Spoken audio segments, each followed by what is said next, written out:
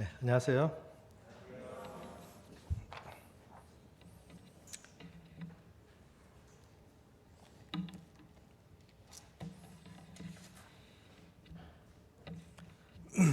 네, 바이블 리딩 시간입니다. 성도님께서 수요 집회인데도 많이 나오신 것 같습니다. 오늘 본문의 말씀은 요한복음 21장 15절에서 25절, 요한복음을 끝까지 보시게 되겠습니다. 오늘 본문 내용을 먼저 같이 읽도록 하겠습니다.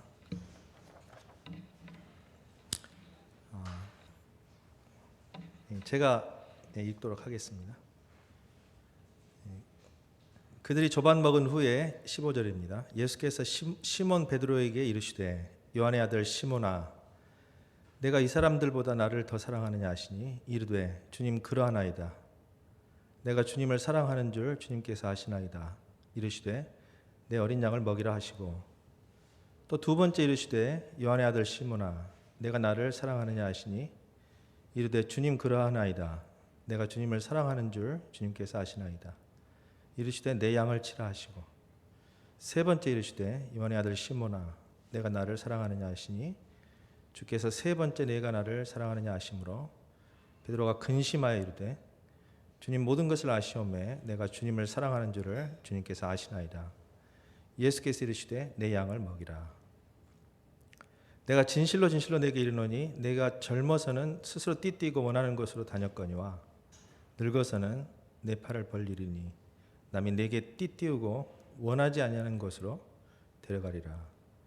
이 말씀을 하시면 베드로가 어떠한 죽음으로 하나님께 영광을 돌릴 것을 가리키심이러라.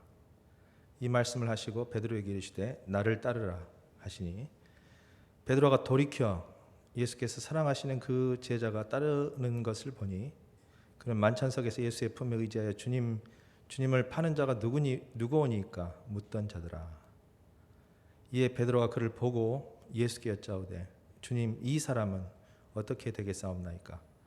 예수께서 이르시되 내가 올 때까지 그를 머물게 하고자 할지라도 내게 무슨 상관이냐? 너는 나를 따르라 하시더라. 이 말씀이 형제들에게 나가서 그 제자는 죽지 아니하겠다 했으나 예수의 말씀은 그가 죽지 아니하겠다 하신 것이 아니라 내가 올 때까지 그를 머물게 하고자 할지라도 내게 무슨 상관이냐 하신 것이로라. 이 일들을 증언하고 이 일들을 기록한 제자가 이 사람이라. 우리는 그의 증언이 참된 줄 아노라. 예수께서 행한 일이 이외에도 많으니 만일 낱낱이 기록된다면 이 세상이라도 이 기록된 책을 두기에 부족할 줄 아노라. 요한복음 21장 특별히 이제 처음 부분 말씀은 성도님들께서 항상 읽으시면서 감동을 받으시는 새 힘을 얻으시는 굉장히 유명한 잘 알려진 말씀입니다. 항상 잘 알려져 있고 유명한 말씀이라 할지라도 저희가 읽을 때마다 감동이 되는 것은 그만큼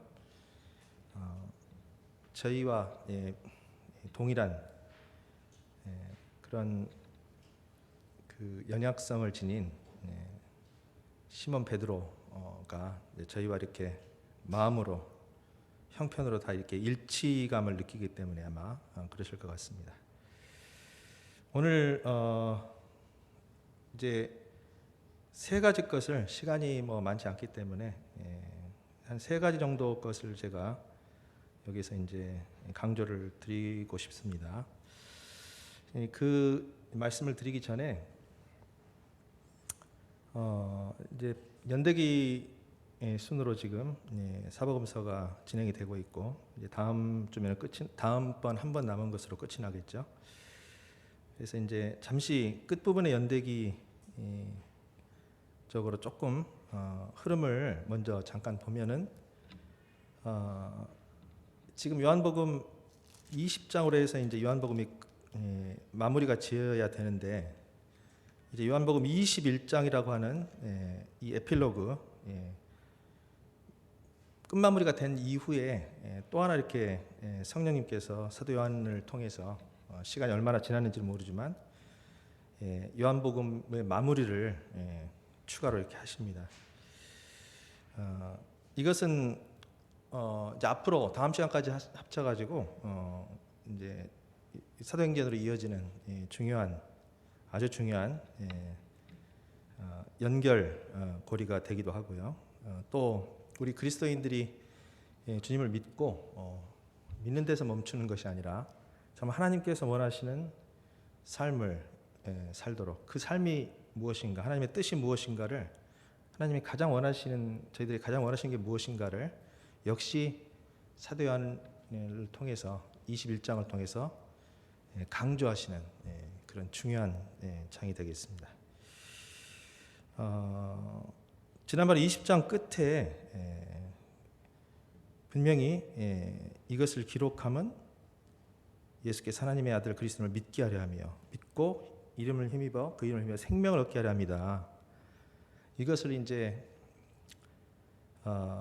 도마의 고백, 나의 주님이시여 나의 하나님이시니이다. 이 고백을 통해서 끝맺음을 하시면서 요한복음 기록 목적을 얘기를 하고 계십니다.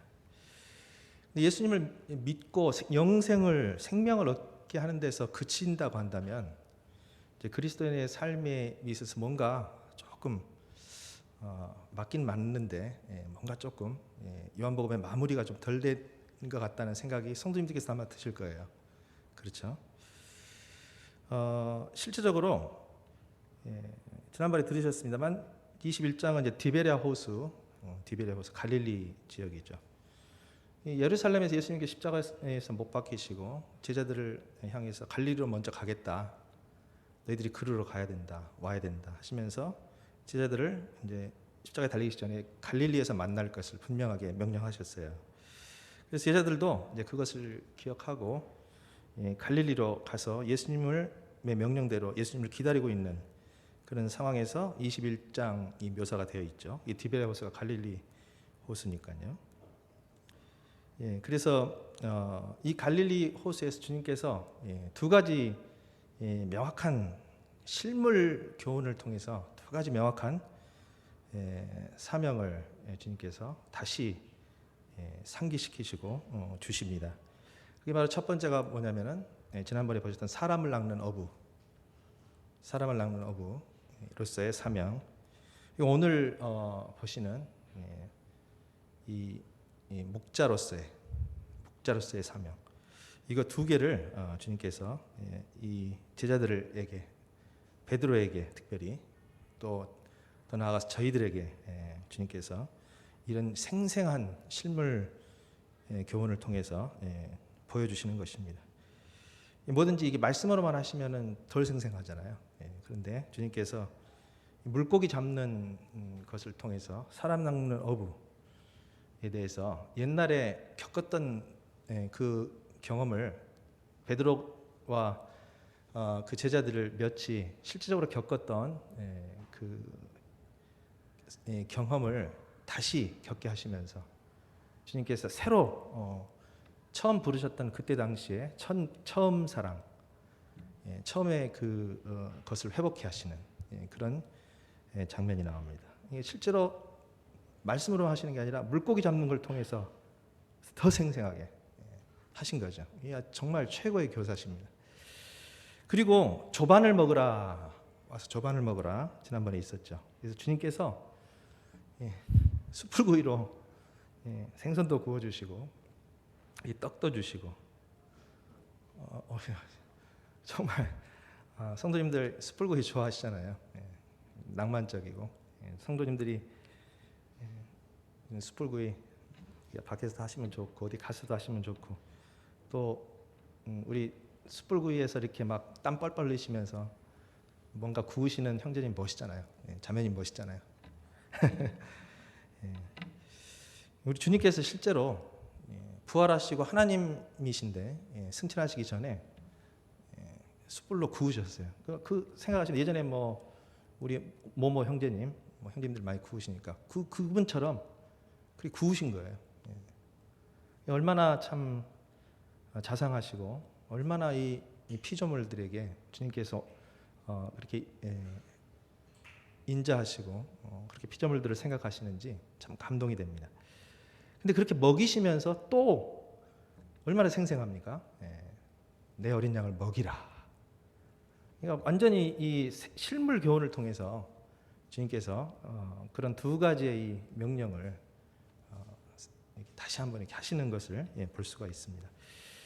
이게 다 갈릴리예요. 실제로 이 두 가지 사건이 있은 이후에 마지막으로 이제 성경에 기록된 것이 다음 본문이지만 한 번은 읽겠습니다. 성령님께 너무 잘하시는 말씀이기 때문에 제가 읽겠습니다. 그래서 마태복음 맨 마지막 장의 마지막 절이죠. 그 이름도 유명한 주님의 지상 명령이 되겠습니다. 이것도 갈릴리예요. 똑같이. 그래서 28장 16절에 11제자가 갈릴리에 가서 예수께서 지시하신 산에 이르러 이제 이 디베라 바다에서 산으로 갑니다. 산에 이르러 예수를 배웠고 경배하나 아직도 의심하는 사람들이 있더라. 예수께서 나와 말씀하시어 이르시되 하늘과 땅의 모든 권세를 내게 주셨으니 그러므로 너희는 가서 모든 민족을 제자로 삼아 아버지와 아들과 성령 이름으로 침례를 베풀고. 사람을 낚는 어부죠. 그렇죠? 그리고 내가 너희에게 분부한 모든 것을 가르쳐 지키게 하라. 양을 먹이는 목자죠. 작은 목자들, 소목자들입니다. 그러면서 내가 세상 끝날까지 너희와 항상 함께 있으리라. 이렇게 지상 명령을 똑같이 갈릴리에서 주십니다. 이 지상 명령은 배경이 너무나 생생해요. 방금 저희들이 지금까지 보셨던 요한복음 21장을 배경으로 하고 있습니다. 얼마나 생생한지 모릅니다. 저희는 이제 마태복음 끝부분에서 읽기 때문에 덜 생생하실 수 있어요. 그러나 이 제자들, 이 명령을 듣는 이 제자들은 정말 최고의 실물 교훈을 생생하게 주님으로부터 이렇게 보고 이렇게 본 후에 이 명령을 재차 이렇게 받는 그런 놀라운 명령을 받는 모습입니다. 그래서 저희가 주님을 믿은 이후에 이 두 가지 것이 항상 교회에게 주신 사명이에요. 이 두 가지 중에 어떤 것들도 소홀히 돼서는 안 됩니다. 우리 하나님의 마음, 우리 주님의 마음은 이 두 가지 것에 꽂혀 계세요. 그래서 사람을 낚는 어부 그리고 양들을 먹이는 목자로서 저희가 교회의 역할을 다해야 될 것입니다. 여기 보면은 성령님이 잘 아시다시피 베드로에게 이제 목자로서 양을 먹이라고 명령을 하시지만 일반 교파에서는 목사들이 목자고 평신도들은 평신도죠, 양이죠. 그러나 저희 모임은 정말 장점이 뭐냐면 모든 분들이 다 목자십니다. 그렇죠? 다 목자세요. 소목자. 주일학교 선생님도 목자고 가정에서도 목자고 다 목자입니다. 그래서 이 말씀은 교회 리더들에게만 주는 말씀이 아니고 저희 모두에게 우리 주님께서 주시는 사명입니다. 그것을 저희 모임은 잘 알고 있어요. 그것이 저희 모임의 가장 큰 장점 중에 하나입니다. 만인 제사장. 그래서 여기서 이렇게 주시는 이 말씀들이 결코 남에게 얘기하는 리더들에게 얘기하는 그런 말씀이 아니라 바로 저희들에게 저희같이 작은 자들에게 주시는 우리 주님의 명령임을 저희는 아실 수가 있습니다. 실제로 심해요. 교파에서는. 실제로 교파 교회에서는요. 디모데 전후서, 이 디모데서를 물어봐요. 저는 옛날에 전도사한테 그런 물음을 당한 적도 있었거든요. 오래됐습니다만. 디모데서를 어떻게 보느냐? 당연히 모든 성경은 하나님의 감동으로 된 것으로 저희들에게 주신 말씀이지 않냐 그랬더니 이단이라는 거예요. 그건 목사들에게 주는 말씀이라는 거예요. 전도사들에게 주는 말씀, 성직자에게 주는 말씀이라는 거예요. 실제로 그렇게 들었습니다. 이렇게 저희도 이 베드로에게 주시는 이 명령을 자칫 잘못하면은 어린 양을 먹이라라고 나한테 얘기하는 게 아니라 받아 먹으라 이렇게 생각하실 수 있는데 그렇지 않습니다. 지금 먼저 드리고 싶은 말씀은요. 이 베드로에게 주시는 이 말씀이 굉장히 잘 알려져 있어요. 특히 이제 원어가 다르다는 사실도 성령님께서 그동안에 형님들이 여러 번 얘기하셨고 그랬기 때문에 잘 알고 계십니다. 그렇지만 다시 한번 이렇게 언급을 드리면 여기 지금 세 번을 사랑하느냐 질문을 하셨죠. 그래서 요한의 아들 시모나, 베드로야라고 부르지 않으시고 시모나라고 부르신 이유는 성도님께서 잘 아실 것입니다. 이렇게 완전히 주님을 3번 부인하고 실패한 베드로에게 베드로라는 이름을 받을 자격이 없는 그런 사람이라는 걸 본인이 느끼고 있죠. 그런데 이제 그가 구원받기, 주님의 부르심을 받기 전에, 사명을 받기 전에 이름인 연약한 한 어부에 불과한 시몬이라는 이름을 부르십니다. 그러시면서 너 같은 시몬에게도, 베드로의 자격이 없는 시몬에게도 내가 내 양을 먹이라는 명령을 줄 것이다. 그렇기 때문에 누구나 할 수 있는 거죠. 누구에게나 이 명령은 해당이 되는 것입니다. 베드로에게가 아니라 시몬에게 주셨기 때문에 해당이 되는 것입니다. 세 개의 사랑이 다르죠. 일단은 주님께서 3번 사랑하느냐 말씀하시는데 앞에 2번은 성령님께서 잘 아시다시피 아가파오입니다. 아가파오 하느냐, 아가파오 하느냐. 아가페는 명사고 아가파오 동사죠. 아가파오 하느냐. 마지막 주님의 질문은 필레오 하느냐. 그리고 베드로의 3번의 대답은 전부가 다 제가 필레오 하는 줄을 주님께서 아십니다. 그러니까 다 필레오로 대답을 했어요. 그리고 또 하나 이제 원어가 다른데 여기 한글 성경, 개역 성경에서는 좀 다르게 번역을 해야 되는데 그렇지 않은 것이 알다라는 표현입니다. 그래서 베드로가 대답할 때 주님께서 제가 주님을 필레오하는 줄을 주님께서 아십니다. 3번 반복하고 마지막 3번째 대답에서는 2번을 반복하거든요. 2번 반복할 때 맨 마지막이 원어가 다릅니다. 앞에 그 알다하고 맨 뒤에 알다가 원어가 다른데요.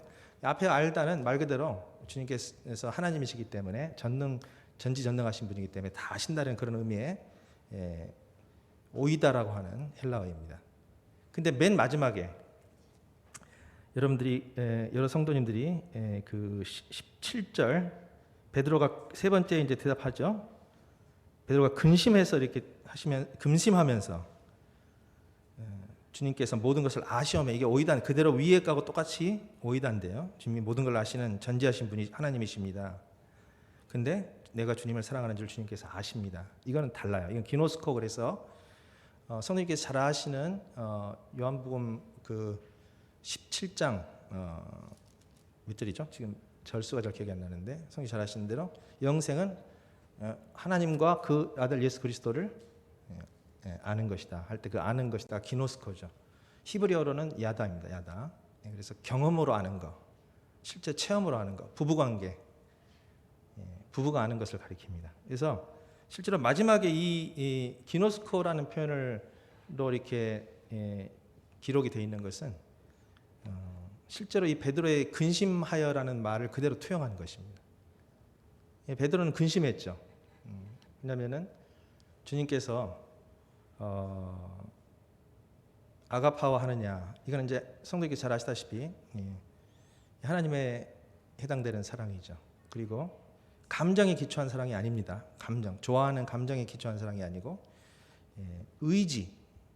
의지적으로 헌신이 수반되는 표현, 사랑의 표현이 반드시 수반이 되는 그런 사랑이죠. 그래서 사람은 그렇게 할 수가 없기 때문에 하나님만이 하실 수 있는 그런 아가파오 사랑입니다. 그래서 이제 사람한테 네가 아가파오 하느냐 그러면 아마 성도님들께 겸손하시기 때문에 뭐 저는 당연히 성도님들이 저한테 주님을 아가파오 하세요, 하나님 아가파오 하세요, 저는 절대 예스 대답 못합니다. 절대 못합니다. 저는 성도님들 가운데서는 아마 하시는 분도 계실 수도 있을지 모르겠어요. 실제로 베드로 전서에 이 베드로가 너희가 예수를 보지 못하지만 아가파오하는도다, 아가파오하는도다 이렇게 얘기를 하셨거든요. 보지 못하지만 사랑하는도다. 그래서 이제 사실 성도님들 가운데서 성령님 충만하신 성숙하신 성도님들 충분히 하나님의 사랑으로 아가파오 하시고 계신 분들도 계십니다. 그러나 일단은 제가 질문을 받는다면 저는 절대 누구 앞에서도 담대하게, 주님 앞에서는 말할 것도 없고 성도님들 앞에서도 절대 담대하게 아가파오 합니다라고 말씀 못합니다. 그러나 필레오 한다고는 말씀할 수 있어요. 왜냐하면 필레오라는 단어는 이 감정에 기초한 거거든요. 좋아한다는 뜻이잖아요. 친구들도 좋아하고 사랑하는 사람도 좋아하고 감정이잖아요. 주님을 필레오하지 않는 사람은 구원받지 않는 사람입니다. 고린도전서에 나와 있어요. 누구든지 주님을 사랑하지 않는 자는, 필레오하지 않는 자는 저주를 받을지어다. 저주받는다는 건 지옥 간다는 얘기죠. 그래서 이 베드로의 이 심정은 굉장히 솔직한 거예요. 저희들도 마찬가지입니다. 주님께서 성도님들이 네가 주님 하나님을 아가파워하느냐 그러면 감히 대답 못하고요. 필레오합니다. 저 좋아합니다. 라고 얘기할 수밖에 없죠. 근데 이제 주님께서 세 번째 질문하실 때 그러면 네가 나를 필레오하느냐. 근데 베드로가 이 소리를 듣고 근심한 거죠. 근심할 수밖에 없죠. 주님의 갑자기 질문이 바뀌었고 세 번씩이나 반복이 되고 그러시니까 근심할 수밖에 없습니다. 진짜로 너 좋아하긴 해? 좋아하기는 해? 이거 좋아하는데 이거는 해야 되잖아요. 믿는 사람으로서. 주님 안 좋아할 수 없잖아요. 제자들이 주님 안 좋아할 수 없죠. 그분과 같이 지내가지고 그분을 안 좋아할 수 없는 거잖아요. 감정적으로 그분같이 정말 사랑스러운 분이 없잖아요. 아무리 주님을 세 번씩 부인하고 도망갔다 할지라도 그러나 주님 보면은 좋아할 수밖에 없죠. 근데 진짜 좋아하긴 하냐 물어버리면 이게 진짜 근심스러운 대답이죠. 뭐가 데자뷰가 딱 떠오르겠습니까? 주님 세 번 부인한 바로 엊그제 그것 때문에 이 좋아한다는 말도 주님께서 이렇게 이거 혹시 진짜 좋아하긴 하는 거냐. 베드로가 스스로 찔린 거죠. 그러니까 베드로가 대답을 하는 겁니다. 주님 경험적으로 아시지 않습니까? 주님 그래도 3년씩이나 같이 함께 있었고 주님 어떤 분인지 잘 압니다. 경험했습니다. 주님 좋아할 수밖에 없는 분 아닙니까? 그래서 주님 여기서 내가 주님을 사랑하는 줄 주님께서 기노스코 하시나이다. 경험적으로 아십니다. 저하고 같이 지냈지 않습니까? 이렇게 얘기를 하는 것입니다. 성도님들께서 이런 것에서 굉장히 이제 저희하고 같은 어떤 입장, 동일한 그런 입장에 이렇게 감정이입이 되고 동일시가 되기 때문에 굉장한 감동을 받으실 것입니다. 근데 제가 여기서 한 가지 이제 교훈을 말씀드리기 전에 실제로 성경학자들 중에 저희 모임 분들 중에서는 많이 이제 방금같이 원어가 다르다, 사랑의 원어가 다르다, 그래서 거기서 교훈들을 끌어내시고 이렇게 합니다만, 그러나 또 실제로 구원받은 복음주의의 많은 훌륭한 성경학자들이요, 실제로 그렇게 분별하지 않고 있습니다. 이게 첨예하게 대립이 돼요. 아니다, 이거는 구분할 것이 아니다. 그러니까 혹시 이제 이 자리에서 성경에 관심을 가지시고 여러 가지 주석이나 강해서들을 공부하시는 분들이 계신다고 한다면 아마 혼란스러우실 수 있어요. 실제로 훌륭하신 분들이 이거는 동의어 반복이다, 동의어를 반복한 것이지 그렇게 구분해야 될 것이 아니다라고 얘기를 합니다. 정말 훌륭한 분들이에요. 그런데도 그래서 아가페나 필레오나 다 동의어다. 성경에서는 동의어로 쓰인 거다. 그 구분하는 것은 의미가 없다. 그러면서 증거를 드는 것이 이제 있어요. 그래서 이제 요거는 잠깐 제가 언급을 드려야 될 것 같아요. 바이블 리딩 시간이니까요. 그래서 실제로 이제 먼저는 그거예요. 지금 이때 이 대화가 아람어로 대화가 되죠. 아람어로. 지금 여기는 그리스어, 헬라어로 기록이 되어 있지만 사도 요한이 그리스어로 아가파하고 필레오가 다른 것이에요. 그러나 이 대화는 실제로 이 당시에 히브리어인 아람어로 주님께서 물으셨을 것이고 아람어로 대답을 했을 겁니다. 베드로가. 아람어는 이 두 개의 차이가 없습니다. 똑같은 단어예요. 참 어떻게 보면 합리적이죠. 그런데 그리스어로 이렇게 헬라어로 번역이 될 때 다르게 번역이 됐다는 거예요. 그런 문학적 표현상 동음 반복은 그렇게 좋지 않은 거니까 이건 문학을 전공하신 분들은 알 거예요.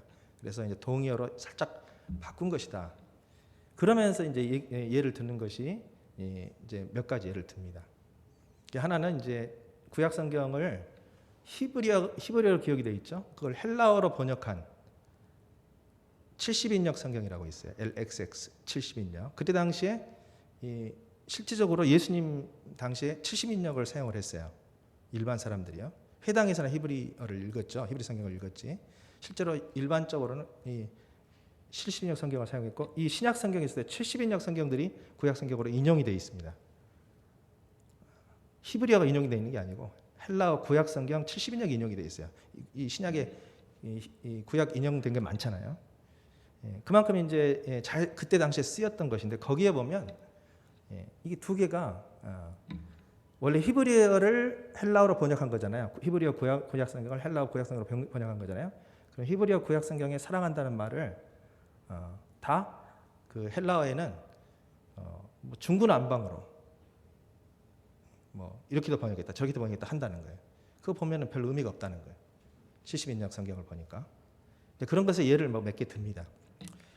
근데 사실은 제가 이제 여기까지 먼저 이렇게 반론을 드리자면은 성령께서 아마 아실 것입니다. 아람어로 말씀하셔서 아람어는 똑같지만 예수님 이것을 누가 기록을 했죠? 사도 요한이 기록을 했죠. 근데 사도 요한은 자기가 번역해서 기록한 겁니까? 아니면은 성령님께서 사도 요한을 통해서 말씀하시는 겁니까? 사도 요한이 번역한 게 아니에요. 사도 요한이라는 펜을 사용해서 성령님께서 얘기를 하시는 겁니다. 성령님은 특징이 분명히 고린도서에 기록이 되어 있죠. 하나님의 마음을, 속을 가장 잘 아시는 분이다. 하나님의 중심을. 그래서 그 당시에 예수님과 베드로의 대화에서 비록 같은 단어가 쓰였지만 중심을 보기 때문에 다르게 번역할 수 있죠. 이분이 성령님이시니까 그 원래의 뜻을 밝혀내실 수 있습니다. 그래서 70인역 성경 같은 경우는 번역서이기 때문에 인간이 번역해 놓은 거기 때문에 완벽하지 못하니까 그거는 그럴 수 있습니다. 그러나 이거는 신약 성경이고 성령님의 감동으로 축자 영감설이라고 그러죠. 하나하나 1.1획도 다 성령님의 감동으로 기록이 된 하나님의 헬라어 말씀입니다.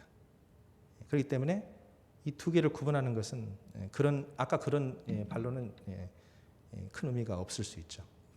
그리고 두 번째는 또 하나 강력하게 얘기하는 게 뭐냐면 실제로 이분들이 학자들이시기 때문에 신약 성경에서 필레오가 많지 않아요. 주로 아가파오인데요. 이 두 개의 쓰임새들을 쭉 살폈나 봐요. 그랬더니 크게 뭐 막 중구난방이라는 거예요. 그게 그거다는 거예요. 저도 이제 좀 탐구심이 생겨서 실질적으로 다 찾아봤어요. 근데 오히려 제가 이거 분명히 말씀드립니다. 오히려 저는 그 다른 것에서 교훈을 찾을 수 있겠더라고요. 분명히 주님께서 다르게 쓰신 의도가 보여요. 성도님들께서도 나중에 한번 보시기 바랍니다. 그리고 이제 저는 나름대로 각각의 것들에서 많은 교훈들을 또 받았기 때문에 혹시 궁금하시면 개인적으로 나중에 저한테 이렇게 질문하셔도 괜찮습니다. 지금 시간이 없기 때문에 말씀드리지 못합니다. 그래서 실제적으로 이것을 구분하는 것이 결코 이렇게 잘못된 것이 아니고 오히려 더 합당하다. 이거는 직접적으로 말씀을 묵상한 결과입니다. 그리고 무엇보다도 여기 앉아 계신 성도님들이 이 차이가 중요하다는 것을 경험적으로 제가 아까 말씀드린 경험적으로 아세요. 그렇죠? 저희가 주님 앞에 어떻게 담대하게 아무리 저희가 아가파오를 성령님의 힘으로 하고 있다 할지라도 저희가 아가파오 합니다라고 담대하게 얘기할 수 있겠습니까? 그래서 저는 이제 이 베드로의 심령에 동의를 합니다. 제가 드리고 싶은 여기서 이제 교훈은 그것입니다. 먼저는요, 주님께서 이 목자의 사명을 성도님이 잘 아시다시피 이 목자의 사명을 이제 먼저는 장로들이 받잖아요. 장로들이 목자인데 그래서 사도 베드로도 장로였습니다. 장로로서 제자들 중에서 가장 장로로서 사명을 받았어요. 지금 장로로서 사명을 받은 거잖아요. 실제로 베드로서에서 이제 목자장 되신 주님 하면서 자기도 장로다 하면서 이제 얘기를 하고 있습니다. 그래서 근데 가장 먼저 목자의 사명을 받은 장로가 베드로가 주님을 3번씩이나 부인했던 연약한 사람이었다는 거. 그렇기 때문에 주님의 사역을 하는 데 있어서 자격이 없는 사람은 전혀 없다는 것입니다. 그 사역의 중대성도 마찬가지입니다. 장로가 교회에서 가장 중요한 역할을 하고 있다는 것은 성령님께서 잘 아실 것이고, 그래서 그것마저도 주님께서는 주님을 3번씩이나 부인했던 베드로를 공적으로 3번 회복시키시면서 이렇게 사명을 주십니다. 사람들 앞에서 부인했기 때문에 사람들 앞에서 회복시키셔야 되죠. 그래서 공적인 잘못은 공적으로 회개를 해야 돼요. 그러니까 사람들에게 알려진 만큼 회개를 해야 되는 것입니다. 사람들한테 알려져 있지 않는데 굳이 이렇게 하는 것도 좋겠지만 그것은 자칫 잘못하면 이제 부작용이 있을 수가 있는 것입니다. 자, 그리고요 또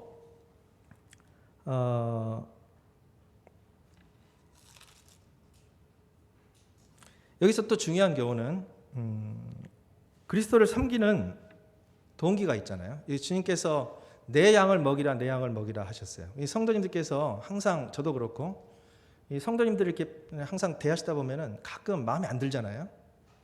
저도 마음에 안 든 적이 많으시잖아요. 그런데 주님께서는 내 양이라고 하세요. 내 양. 네 양이 아니고 내 양이라고 하세요. 네가 내 양을 치는 거지 네 양은 아니라는 거예요. 내 양이라는 거예요. 아무리 연약해도 주님은 내 양이라고 하십니다. 내 양이야. 그래서 이 사람 그 양의 어떤 상태, 양이 나한테 뭘 이렇게 잘 대해주고 존중해주고 뭐 칭찬해주고 인정해주고 그러면은 또 잘 먹여주고 그렇지 않고 나를 싫어하고 막 미워하고 못살게 굴고 판단하고 욕하고 뒤에서 그러면은 잘 안 먹여주고 그게 아니라는 거죠. 내 양을 먹이라, 내 양이라는 거예요. 그래서 주님께서 물어보는 것은 오직 한 가지입니다. 네가 나를 사랑하느냐. 그래서 이 섬김의 동기는 무조건 그리스도에 대한 사랑이라는 것입니다. 주님을 사랑한다고 하면은 주님의 양들을 사랑하는 것으로 그 사랑을 표현해야 된다. 안 그러면 주님을 사랑하는 것이 아니다. 라고 주님께서 분명히 말씀하시는 것이죠. 저의 연약성을 그대로 집어내는 그런 말씀입니다. 그 다음에 두 번째 저희가 이제 보시는 것은요. 뭐 더 많은 교훈들이 있을 수가 있죠. 그렇지만 이제 그냥 중요한 교훈들만 말씀드리고 넘어가겠습니다. 한 가지 더 말씀을 굳이 드리자면 15절에 질문 중에서 첫 질문 중에 내가 이 사람들보다 너를 더 사랑하느냐 해서 더 사랑하느냐 앞에 이 사람들이라는 말을 이렇게 넣으셨죠. 그래서 이거는 이제 질문 중에서 첫 질문이 바로 베드로가 옛날에 호언장담을 했죠. 다 주를 버릴지라도 나는 결코 버리지 않겠습니다. 근데 그냥 바로 가장 처참하게 가장 최악으로 무너져 버린 그런데 이거를 숯불 앞에서 가장 아픈 데를 찌르고 계시는 거예요. 그래서 주님의 사역을 할 때는요, 자기의 가장 아프고 연약한 데를 먼저 주님 앞에서 다뤄줘야 돼요. 그게 공적인 것은 공적으로, 아니면 주님 앞에서는 주님 앞에서 이 가장 약하고 연약하고 아픈 이것은 먼저 다뤄줘야 주님의 사역을 담대하게 할 수가 있는 것입니다. 그래서 숯불이라는 거 옛날에 들어보셨죠? 베드로의 트라우마가 숯불도 있고 닭오름 소리도 있고 그래요. 불 앞에서 다 저질렀던 거기 때문에. 그래서 숯불 앞에서 이 사람들보다 사랑하냐 하면은 이거 베드로는 진짜 어디 몸둘 바를 모를 수밖에 없죠. 트라우마를 주님께서 그대로 찔러버리시는 거니까. 그렇지만 그거를 다루시는 것을 가장 먼저 다루시는 것을 볼 수가 있습니다. 저희들도 주님 앞에서 저희의 가장 연약한 면, 트라우마들을 이것이 다룸을 받아야 됩니다. 그리고 두 번째 주목하고 싶은 것은 주님께서 이제 베드로에게 이제 베드로의 앞으로의 생애에 대해서 이렇게 말씀을 예언을 하시죠. 그래서 성령께 잘 아시는 대로 늙어서는 내 팔을 벌릴 것이니 남이 내게 18절입니다. 띠띠우고 원하지 않는 곳에 데려가라. 이제 베드로가 거꾸로 십자가에 못 박혀 죽었다라고 하는 전승입니다. 확실치 않은 전승이에요. 그러나 신빙성이 많은 베드로 행전글에서 가경으로 해서 그거는 그렇게 그냥 하나의 어떤 참고 자료에 적혀 있는 거거든요. 근데 거기에 실린 건데 어쨌든 많은 분들이 거기에 동의를 하시기 때문에 어쨌든 베드로가 거꾸로 십자가에 매달려서 죽었다는 것을 사실로 본다면 그것을 예언하시는 그런 말씀입니다. 어떠한 죽음으로 19절에 하나님께 영광을 돌릴 것을 가리키심이로라. 저는 참 감사가 되니 성도님도 아마 감사가 되실 거예요. 베드로가 호언장담했잖아요. 내가 주님을 따라 죽겠습니다. 바로 앞에 요한복음에 나와요. 요한복음 13장에 주님께서 정면으로 이렇게 베드로의 호언장담을 바로 그냥 뒤집어 버리시면서 예언하시지만 요한복음 13장 그 36절에서 이제 38절이죠. 그래서 37절에 보면은 내가 주를 위하여 내 목숨을 버리겠습니다. 호언장담. 그러니까 예수님께서 내가 진실로 진실로 너에게 이르노니 닭 울기 전에 내가 3번 나를 부인하리라. 내가 주님을 위해서 목숨을 버리겠습니다. 호언장담이죠. 그냥 처참하게 깨어졌습니다.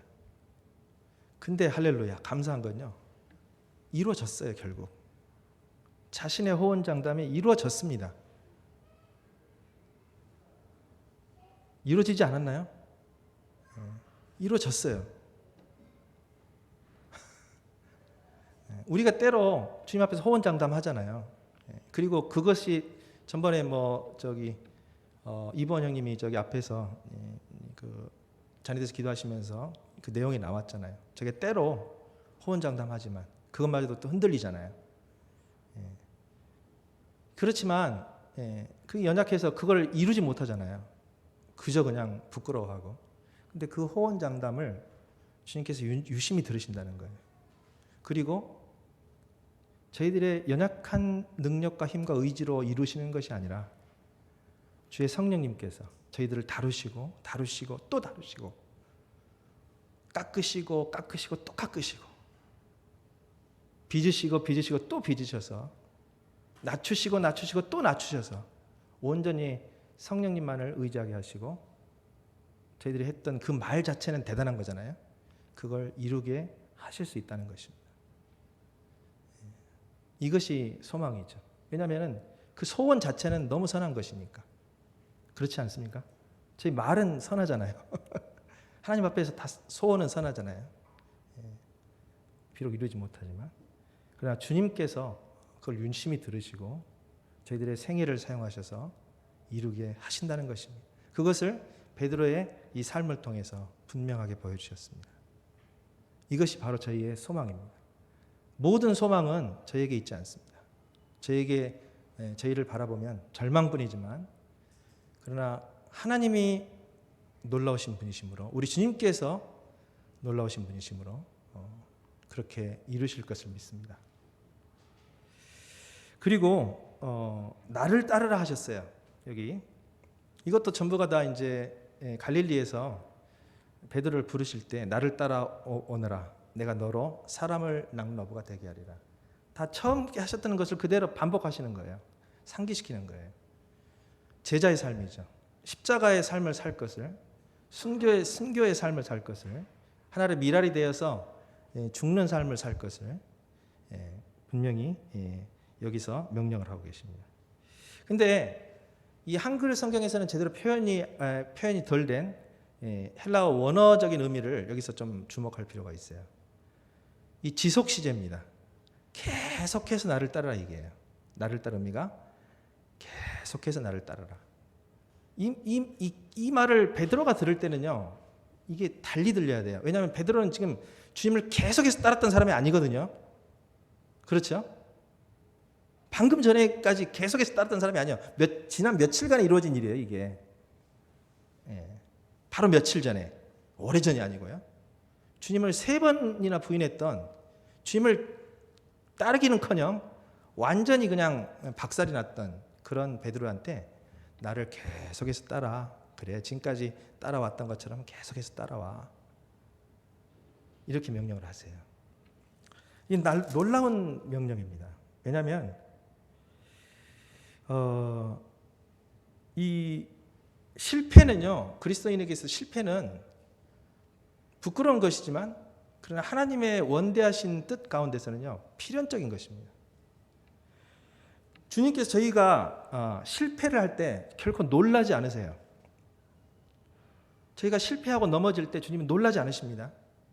왜냐하면 주님께서 저희의 미래도, 저희 구원하실 때 저희의 미래도 모르실까요? 손바닥이죠. 얘가 언제 어떻게 나를 배반할지. 베드로 배반할 때 네가 3번 나를 배반하리라 얘기했잖아요. 그것처럼 저희를 구원하실 때 저희가 어떤 실패를 앞으로 계속해서 할 것, 지금까지 해왔고 할 것이며 이것들을 그냥 손바닥 안에 잘 알고 계신다는 것입니다. 그래서 주님께서는 미래도 모르시면서 나를 따라오라고 부르시는 분이 아니십니다.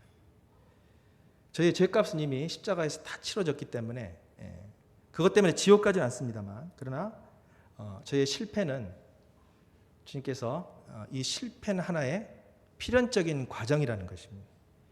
그래서 오로지 저희 믿는 사람들이 궁극적인 목표인 온전히 하나님을 의지하는 이 법을 배워가는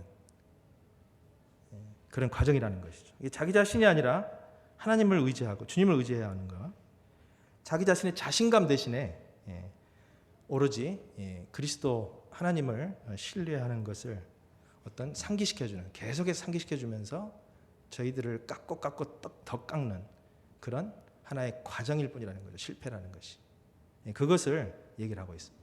그래서 주님이 베드로가 실패하고 부인했다 할지라도 그것도 과정이에요. 누구나 주님을 따라가면서 겪는 실패의 과정인 것입니다. 계속 따라. 네가 실패했다고 주저앉아 있지 말고 계속 따르면 돼. 그거 다 과정이야. 얘기하시는 거죠. 베드로한테 담대하게 주님께서는 얘기하죠. 베드로 결코 책망하지 않으세요. 지금 책망의 말이 한마디도 없으세요. 왜냐하면 다 과정이기 때문에 그렇습니다. 지금 베드로가 실패할 것도 알고 부르셨기 때문에 그렇습니다. 저희들도 동일하게 하십니다. 자, 그리고 이제 세 번째는 이 베드로가 이제 지금 디베레 바닷가를 거닐면서 이제 얘기를 나누고 있죠. 그래서 이제 베드로가 이렇게 돌이켜서 뒤를 돌이켜 보니까 20절에 사도 요한이 따라오고 있는 거예요. 걸어가 다니고 있다는 얘기잖아요. 주님과 함께 거닐면서 지금 대화를 하고 있다는 얘기인데 뒤를 보니까 사도 요한이 따라오고 있거든요.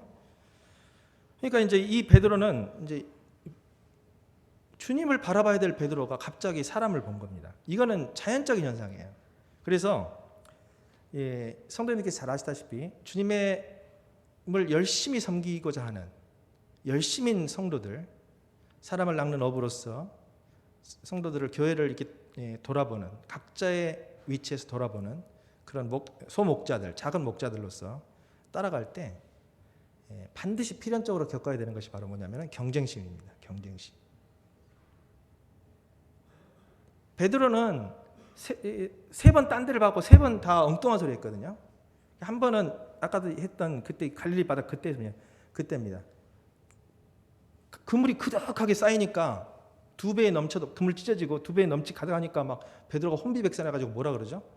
주님, 주여 저를 떠나십시오. 저는 죄인입니다. 이 베드로가 누굴 본 겁니까? 자기 자신을 봤어요. 자기 자신 보니까 이게 도대체 이거 주님을 떠나야 되는 사람인 거예요. 주님은 우리를 오라고 부르시는데 베드로는 거기서 정반대. 물론 정말 하나님 앞에서 겸손한 자의 모습으로 저희가 알고 있습니다. 그러나 분명한 것은 그게 궁극적인 모습이 아니죠. 베드로는 자기 자신을 봤고 주님을 보지 않고, 그래서 주님 저는 죄인입니다. 저를 떠나주십시오. 저희가 죄를 지을 때, 저희 자신을 바라볼 때 주님과 관계가 끊어져요. 주님 관계가 멀어집니다. 그러시죠? 저희가 실패하고 저희 자신을 바라볼 때 주님과 교제가 안 돼요. 부끄러워서. 자포자기한 심정으로 더 일 저질러 버릴 수도 있어요. 애들 그러잖아요. 애들. 에이 막 나가 이왕 베린 몸. 그렇게 자기 자신을 바라봤던 경험이 있고요. 또 하나는 또 유명한 바다 사건이 있죠. 바다 물위를 걸어가고 있는데 주님 바라보지 않고 환경을 또 바라보다 보니까 물속으로 빠져들잖아요. 주님 따라가는 삶에 있어서 자기 자신을 바라보고 또 환경을 바라보면 안 되잖아요. 그런 처절한 실패. 근데 이 베드로는 지금 또 누구를 바라봅니까? 이번에는 환경이 아니라 다른 성도를 보는 거예요. 사도 요한 쳐다보고 있는 거예요. 그러면서 이 제자는 도대체 어떻게 되겠습니까? 이 경쟁심이죠. 우리 성도들은 이 필연적으로 교회에서도 계속해서 신약성경 교회 서신서에도 계속 반복되어 있는 것입니다. 선생님 잘 아시다시피 열심히 성도일수록 열심히 하나님 앞에서 열심히 섬기는 성도일수록 더 경쟁적이에요. 더 경쟁심이 많아요. 그래서 서로를 동역자로 생각하는 것이 아니라 경쟁자로 생각하기 쉽습니다. 그런데 고린도전서에 분명하게 사도 바울이 얘기를 했죠. 나는 심었고 아볼로는 물을 주었고 오직 자라나게 하신 하나님이시다. 우리 모두가 하나님의 동역자들이다.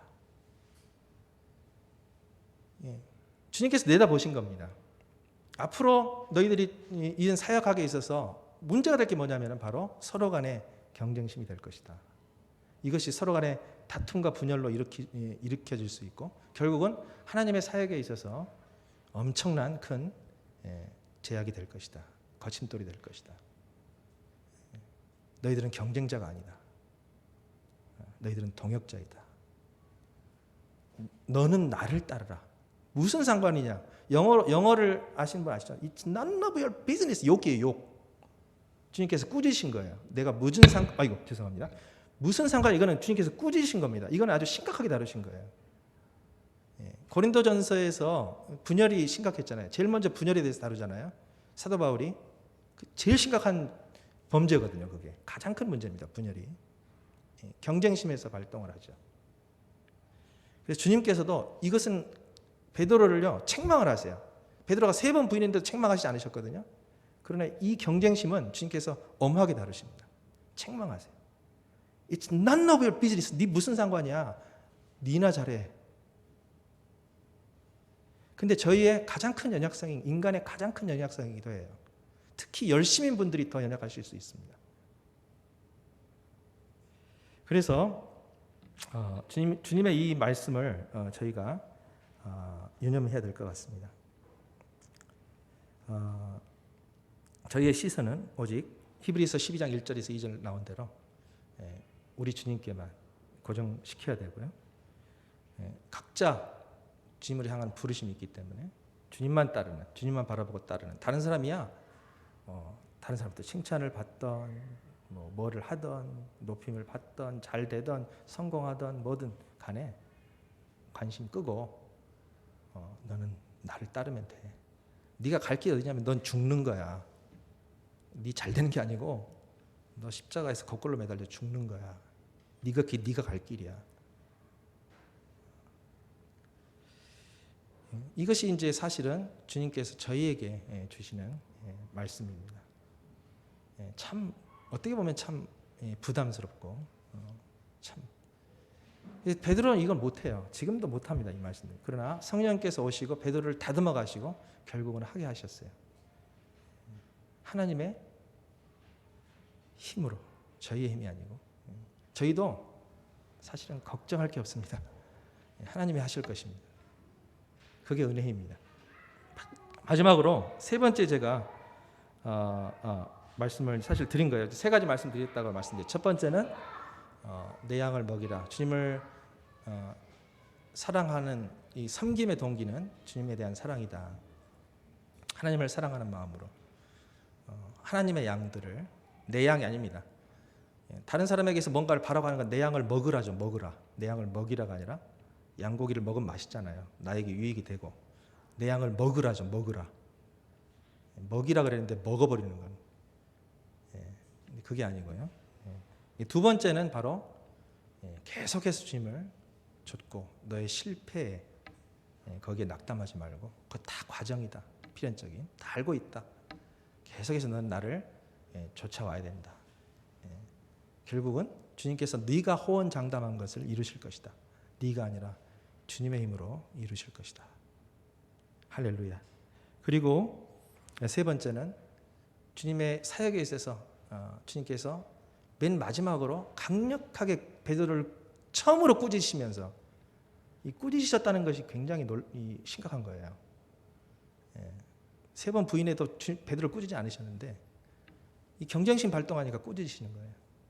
그래서 교회 사역에 있어서 주님의 일을 하는 데 있어서 이 경쟁심, 분열, 다툼 이것이 얼마나 경계의 대상인 것인가를 주님께서 이 자리에서 분명히 말씀을 하셨습니다. 그 내가 올 때까지라는 표현 자체를 가지고 여러 가지로 이제 해석을 합니다. 그래서 이건 이제 분별, 세대주의 분별이냐 무슨 언약주의 분별이냐에 따라서 이게 분별이 좀 달라요. 그래서 저희 모임은 내가 올 때까지를 물론 주님의 재림을 이렇게 얘기한 거지만 사도 베드로가 계시록을 통해서 주님의 오심을 직접 환상으로 봤기 때문에 이제 그것을 표현한 것이다 이렇게 분별하시는 분들도 있고, 아니면 그냥 재림에 대한 언급은 사도 이때 당시에 이렇게 오해죠, 오해, 루머. 그래서 사도 요한 내가 올 때까지 이 사람은 머물게 할 거라도 내가 무슨 상관, 이 말씀이 그대로 퍼졌어요 지자들 사이에서. 그래가지고 사도 요한은 주님 오실 재림하실 때까지 안 죽는 모양이다 이렇게 오해가 됐어요. 주님은 절대 그렇게 얘기하신 게 아닌데, 그래서 여기 이 자리에서 사도 요한이 밝혀주는 겁니다. 그 의미가 원래 그게 아니고 그냥 무슨 상관이야, 이게 포인트다. 이게 무슨 상관이냐, 내가 올 때까지 사도 요한을 살려주겠다가 하는 예언이 아니라 그런다 할지라도 무슨 상관이냐 이것이 포인트지 내가 살아있다는 것이 포인트가 아니다. 그래서 이때 당시에 실제로 사도 요한 생존 당시에 실제로 이 재림관이 잘못되어 있었죠. 사도 바울도 그걸 지적을 했고요. 그래서 그들의 살아생전에 주님이 오실 것으로 생각을 했었습니다. 그런데 이제 잘못된 재림관들을 여기에서 이렇게 교정을 해주시고요. 24절과 25절은 마지막으로 추신을 이제 하는 거죠. 그래서 24절에서는 우리는, 이제 이 사람이라는 표현은 사도 요한이라는 거고요. 우리는이라는 표현에 분별이 많죠. 그래서 이거를 요한복음 1장 14절에 우리가 그 영광을 보니 아버지 독생자 영광, 은혜와 진리가 충만하더라. 그때 우리가 나오고, 여기 우리가 나온 걸 동일하게 봐서 문학적인 우리다, 그냥 사도 요한이 같이 우리를 뭉뚱거려서 표현한 것이다 이렇게 표현하시는 분들도 있고, 아니면 사도 요한이 이때 당시에 이걸 기록하는 게 에베소 교회였었습니다. 그래서 이제 사도 요한 사후에 에베소 교회 장로들이 이 말이 사시다라고 나중에 덧붙인 것이다 이렇게 보시는 분들도 있고, 아니면 사도 요한이 읽는 독자들과 사도 요한 자체를 같이 보면서 우리가 다 알지 않느냐, 이 사도 요한의 증언이 참인 줄을 알지 않느냐 이렇게 말씀하시는 것을 보는 분도 있습니다. 뭐 아무거나 되겠습니다. 그리고 마지막 절에 낱낱이 기록된다면 이상이 모든 책이 다 부족하다. 그래서 성도님께 잘 아시는 하늘을 두루마리 삼고 바다를 먹물 삼아도 하나님은 하나님의 사랑 다 기록할 수 없겠네. 이 찬양이 바로 생각이 나죠. 그래서 성경을 완전히 다 알리려고 기록하신 게 아니라 충분히 믿기에 충분히, 완전히가 아니라 충분히만 알리시기 위해서 선별하셔서 기록하신 것이 바로 성경이다. 이거는 이제 우리 설교하시는 제가 지금 가장 염두에 두고 있는 것입니다. 그래서 하나하나 다 완벽하게 하는 이 완벽주의적인 성향을 가지신 분들이 유념해서 드려야 되는 거죠. 방금 제가 말씀드렸던 세 가지 사항들에 대해서 오늘 이렇게 이 말씀을 통해서 다시 한번 이렇게 상기하시고 주님 앞에서 이렇게 저희의 생애를 이 주님 이 원하시는 대로 이렇게 쫓아가는 그런 인천 성도교회 성도님들이 되셨으면 좋겠습니다. 제가 이제 여기 수요 지금 현재로서는 당분간 마지막이니까요.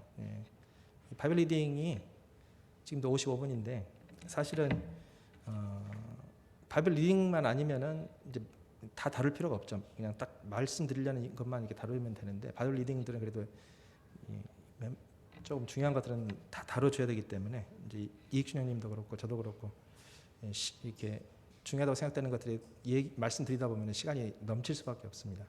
그래서 이제 시간을 중시 여기시는 분들이 많으시고 실제로 시간이 중요하긴 합니다. 그래서 이제 이 시간을 빌어서 다시 한번 성도님들께 시간을 많이 사용해서 죄송하다는 말씀을 드립니다. 말씀 마치겠습니다.